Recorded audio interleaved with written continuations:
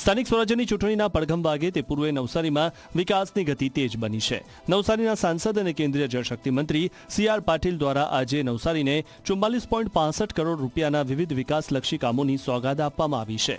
વર્ષોથી પડતર એવી કાછિયાવાડી ઓવરબ્રિજની માંગ આજે પૂર્ણ થઈ છે, જેનાથી હજારો ગ્રામજનોને ચોમાસામાં પડતી હાલાકીનો અંત આવશે। આ સાથે જ શહેરના આંતરમાળખાકીય વિકાસ માટે અનેક નવા પ્રોજેક્ટ્સનું ખાતમુહૂર્ત પણ કરવામાં આવ્યું હતું। નવસારી મહાનગરપાલિકામાં વિકાસની ભૂખને કારણે, લોકોની અપેક્ષાઓને કારણે અને અધિકારી અને કર્મચારીઓ દ્વારા પોઝિટિવ વલણને કારણે અનેક વિકાસના કામો આકાર પામ્યા છે અને કેટલાક આકાર પામવા જઈ રહ્યા છે। એનો ખાતમુહૂર્ત અને કેટલાક કામોનું લોકાર્પણ એ આજે નવસારી મહાનગરપાલિકામાં આયોજન કરવામાં આવ્યું હતું।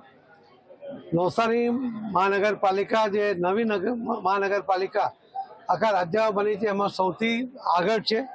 વિકાસના કામોને કારણે, એની ક્વોલિટીને કારણે, એની ઝડપને કારણે એના માટે હું સૌને ખૂબ ખૂબ અભિનંદન આપું છું।